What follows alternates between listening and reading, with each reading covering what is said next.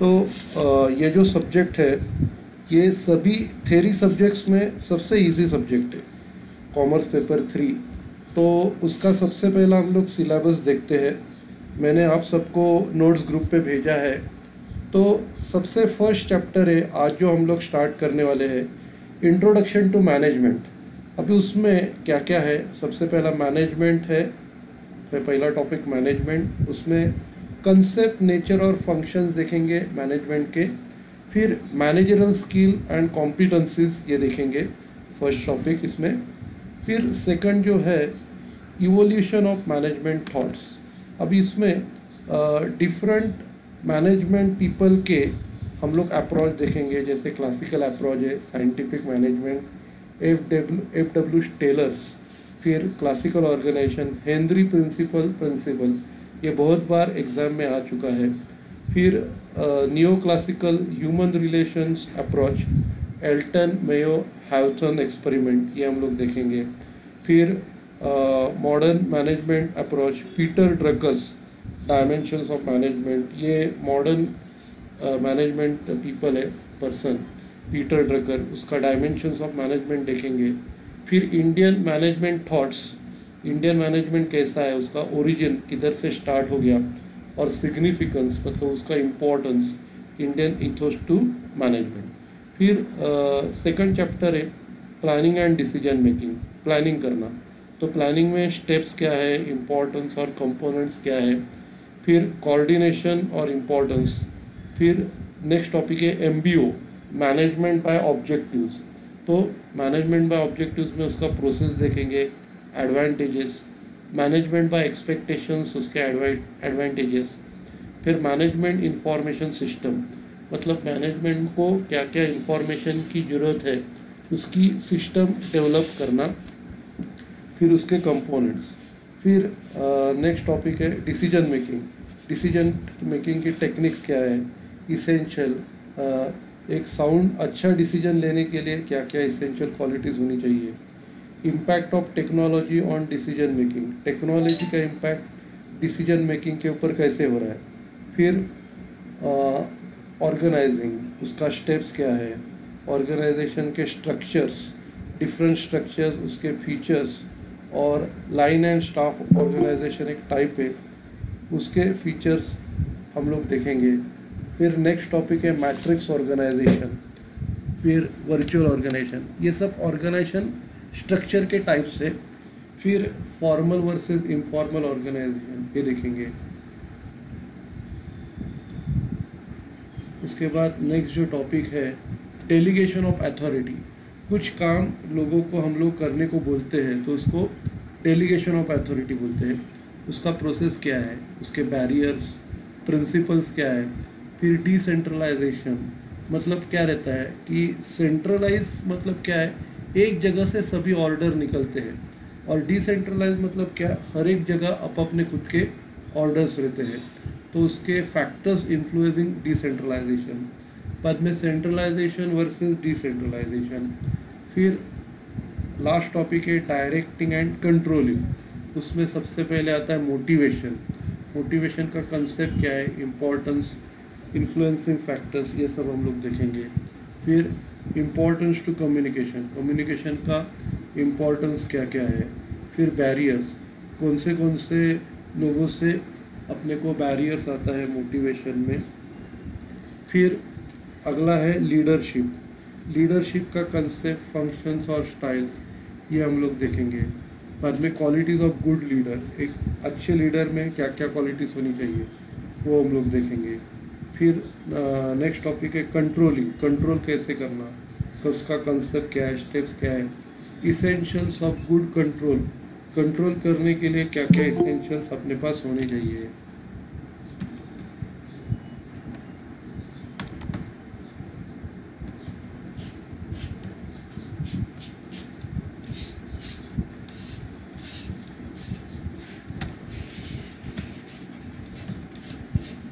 उसके बाद different techniques है, PERT, CPM, ये कंट्रोलिंग की टेक्निक्स सीखेंगे। फिर बजटरी कंट्रोल, और लास्ट में मैनेजमेंट ऑडिट। ओके, तो अभी हम लोग फर्स्ट टॉपिक स्टार्ट करते हैं, इंट्रोडक्शन टू मैनेजमेंट।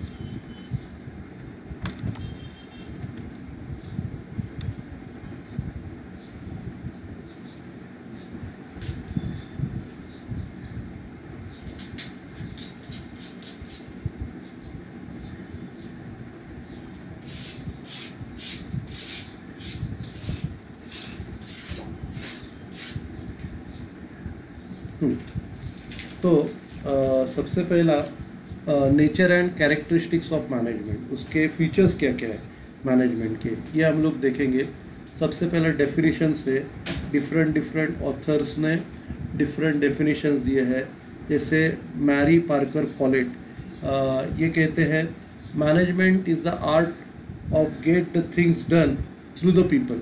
ये एक आर्ट है, लोगों से काम करवा लेने की मैनेजमेंट एक आर्ट है।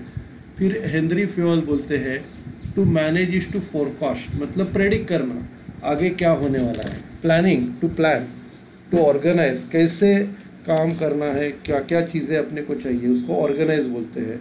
टू कमांड मतलब ऑर्डर देना। टू कोऑर्डिनेट मतलब एक चीज़ को दूसरे साथ के साथ जोड़ना। और उसके ऊपर कंट्रोल मतलब काम प्लानिंग के हिसाब से हो रहा है या नहीं हो रहा है उसको देखना, मतलब कंट्रोल करना।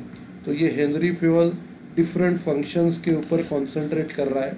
फिर अगला है हैरोल्ड कुंट्स, अभी ये बोलता है management is the art of getting things done through people, through and with people in formally organise group. मतलब क्या है कि एक पर्टिकुलर ग्रुप है जो वर्कर्स है, कंपनी में प्रोडक्शन बनाने का काम करते हैं, तो वो क्या हो गया, फॉर्मली ऑर्गेनाइज ग्रुप हो गया। तो उनसे काम करा के लेने का, एक पर्टिकुलर टीम के लोग जो काम कर रहे हैं उनसे काम करवा के लेने का, ये इसको मैनेजमेंट बोलते हैं।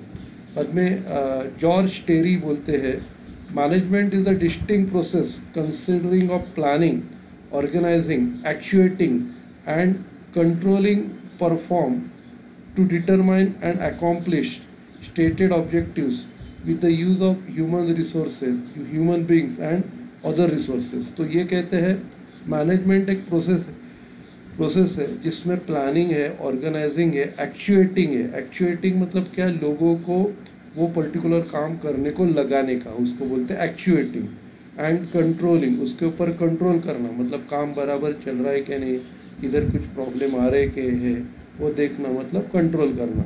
Perform to determine and accomplish stated objective, ये हम लोग क्यों कर रहे हैं, ऑब्जेक्टिव्स अटेंड करने के लिए। और विद द यूज़ ऑफ, किसके मदद से हम लोग अचीव कर रहे हैं, ह्यूमन बीइंग और अदर सोर्सेज के मदद से हम लोग ये अचीव कर रहे हैं। फिर हम लोग कैरेक्टरिस्टिक्स ऑफ मैनेजमेंट देखते हैं।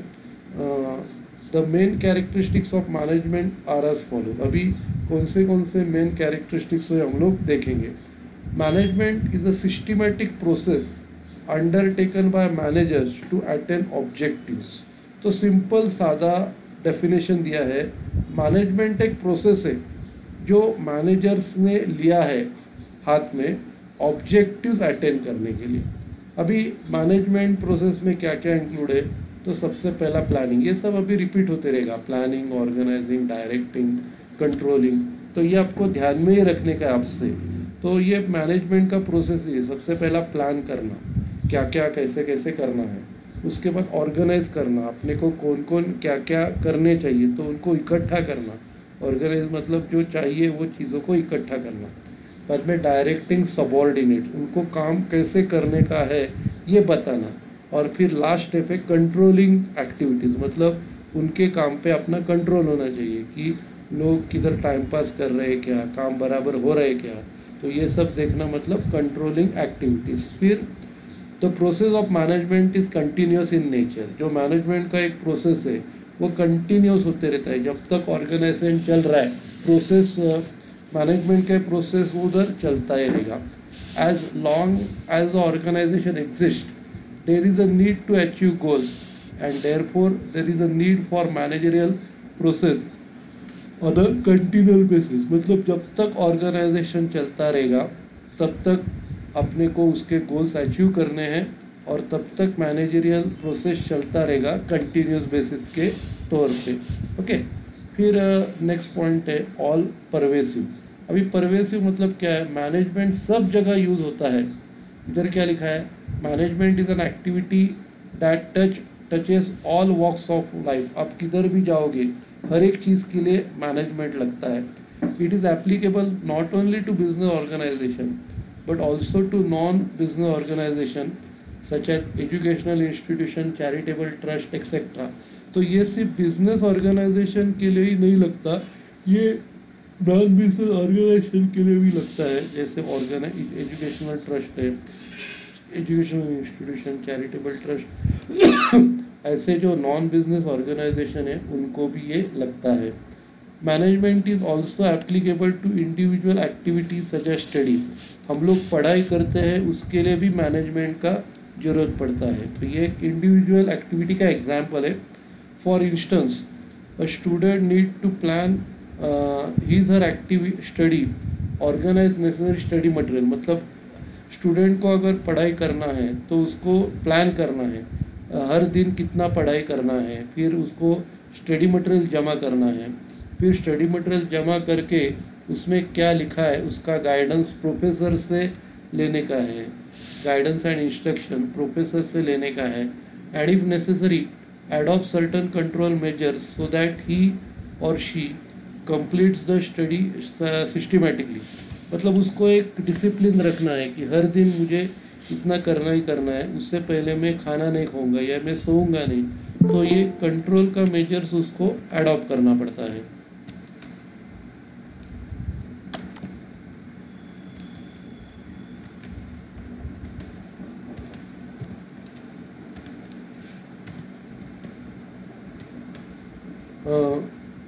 उसके बाद नेक्स्ट पॉइंट है प्रोफेशनल अप्रोच। प्रोफेशनल मतलब क्या है, एक पर्टिकुलर बिजनेस से रिलेटेड जो भी है वो अप्रोच हम लोग अडॉप्ट करते हैं। Nowadays managers adopt a professional approach in getting the work done from the subordinates. तो इधर प्रोफेशनल अप्रोच का मतलब क्या है, आप काम करो और काम के बदले में पैसा लेके जाओ, ये प्रोफेशनल अप्रोच है। तो प्रोफेशनल मैनेजर्स क्या करते हैं, डेलीगेट अथॉरिटी, उनको बोलते हैं ये काम मुझे करके चाहिए। फिर इनवाइट सजेशंस, लोगों से सजेशंस लेते हैं क्या कैसे क्या काम करना है या कैसे इसको इम्प्रूव करना है। फिर इनकरेज इनिशिएटिव, उनको इनिशिएटिव देते हैं कि आप ये करो आपको वो मिलेगा, आप वो करो उनको ये मिलेगा, ऐसे इनिशिएटिव उनमें जनरेट करते हैं। तो आप क्या करो, इधर तक पढ़ लो। मेरा कैसा रहता है, मैं जब थ्योरी पढ़ाता हूँ तो एक पर्टिकुलर पेज हो गया फिर मैं उनको पढ़ने को बोलता हूँ, वरना क्या मैं सब डायरेक्टली ऐसे पढ़ते रहूँगा तो आप बोर हो जाओगे। तो आप इधर तक फ़िलहाल पढ़ के लो और कुछ डाउट्स रहेगा तो मुझे पूछ लो। ओके।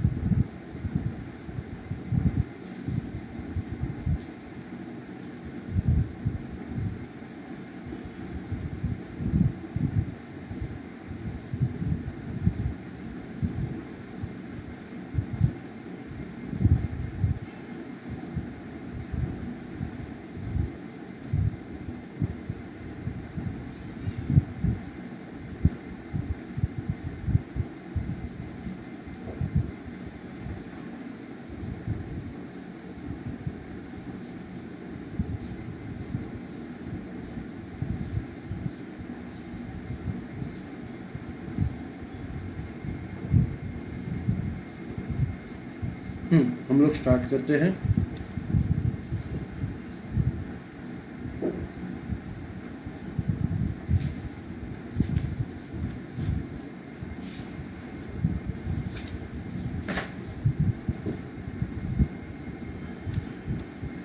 नेक्स्ट पॉइंट है ग्रुप एक्टिविटी। तो मैनेजमेंट जो है ये ग्रुप एक्टिविटी है। Proper management requires team work. ये अगर अच्छी तरह काम करना है तो अपने को टीम वर्क लगता है। The combine efforts of all the managers bring success to the organisation. तो सभी मैनेजर्स लोगों ने अच्छी तरह काम किया तो उससे ऑर्गेनाइजेशन को सक्सेस मिलता है। A single manager however capable may not be able to attain organization goals without support of other managers।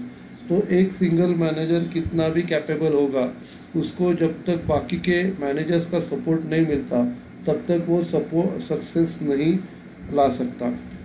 For instance a marketing manager may not be able to achieve success without the support of production manager, purchase manager, HRD manager and other managers in the organisation.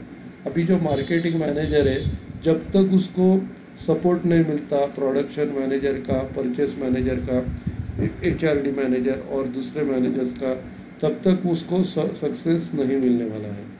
बाद में next point है getting things done. लोगों से काम करवा के लेने का। Management involve getting things done to the employees. Management में बेसिकली क्या है, लोगों से काम करवा के लेने का।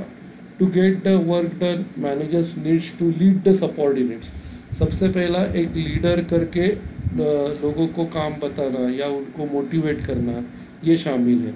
फिर कम्युनिकेट इफ़ेक्टिवली। उनसे साथ जो कम्युनिकेशन है वो इफ़ेक्टिवली होना चाहिए। इफ़ेक्टिवली मतलब काम किया हुआ अपने को दिखना चाहिए। फिर मोटिवेट द सबऑर्डिनेट, फिर उनको मोटिवेट करना। तो ये सब मैनेजर्स का काम है मैनेजमेंट का। फिर result oriented. Management places emphasis on result. Management results के ऊपर फोकस करती है। The activities of managers are focused on the attainment of goals और रिजल्ट। मतलब जो मैनेजर्स की जो एक्टिविटीज़ है वो गोल्स या रिजल्ट के ऊपर फोकस करती है। It is not just activities that matter but better result. तो सिर्फ एक्टिविटीज़ से ही अपना काम होता है ऐसा नहीं है, लेकिन रिजल्ट से अपना काम हो रहा है। The results can be form of reduction in wages. तो रिजल्ट्स कैसे अपने को देखने को मिल सकते हैं? सबसे पहला वेस्टेजेस को कम करना। फिर ऑप्टिमम यूज़ ऑफ रिसोर्सेज, मतलब कम से कम रिसोर्स में ज़्यादा से ज़्यादा काम होना। फिर मोटिवेटेड वर्क फोर्स, मतलब जो वर्कर्स लोग हैं वो मोटिवेटेड होने चाहिए, कुछ भी काम करने को तैयार होनी चाहिए। फिर एनहांस हायर एफिशिएंसी, उनकी एफिशिएंसी बढ़नी चाहिए। ओके। फिर उसके बाद नेक्स्ट पॉइंट है art as well as science. तो ये जो मैनेजमेंट है तो उधर एक डिबेट चलता रहता है कि there is a considerable debate as to whether management is an art और साइंस। तो डिबेट है कि ये आर्ट है या साइंस है। तो अभी हम लोग जब काम करते हैं, प्रैक्टिस करते हैं मैनेजमेंट की, तो ये आर्ट है। However a management can perform better by using the organise knowledge. तो साइंस क्या है? ये एक ऑर्गेनाइज नॉलेज है। तो अगर मैनेजमेंट इस ऑर्गेनाइज नॉलेज अगर उनको हो गया, ऑर्गेनाइज नॉलेज का नॉलेज हो गया, तो मैनेजमेंट अच्छा परफॉर्म कर सकती है। तो इसके लिए मैनेजमेंट ये दोनों, आर्ट और साइंस ये दोनों भी है। फिर नीड नॉट बी ओनरशिप। अभी इसमें कि ज़रूरी नहीं है कि मैनेजमेंट मतलब वो कंपनी के ओनर ही होनी चाहिए। कंपनी के ओनर क्या करते हैं, दूसरों को अपॉइंट करते हैं मैनेजर करके, और वो पूरा बिजनेस मैनेज करता है या हैंडल करता है। In large organisation management and ownership need not be one and the same. बड़े बड़े ऑर्गेनाइजेशन में मैनेजमेंट और ओनरशिप अलग अलग रहती है। द प्रमोटर्स और directors can hire the services of professional managers. तो वो लोग प्रोफेशनल मैनेजर्स को अपॉइंट कर सकते हैं अपना बिजनेस चलाने के लिए। However in small organisation owners themselves undertake management activities. लेकिन छोटे मोटे ऑर्गेनाइजेशन में ओनर खुद ही अपना बिजनेस मैनेज करते हैं।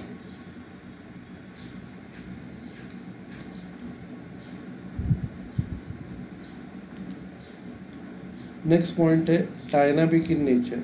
तो management need to creative and innovative, मतलब मैनेजमेंट नया नया आइडियाज़ उनको निकालने चाहिए।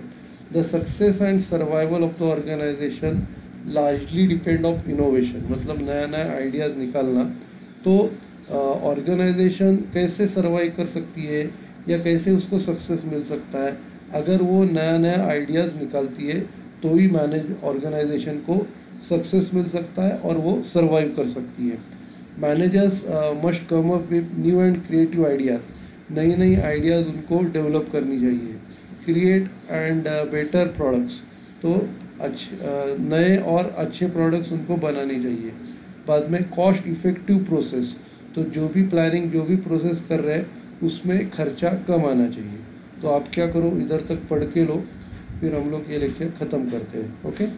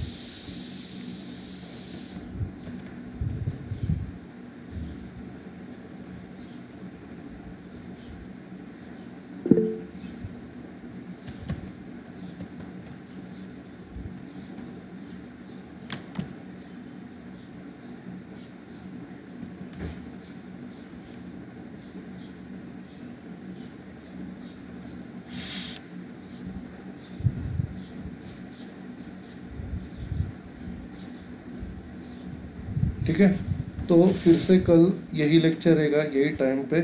ओके, चलो।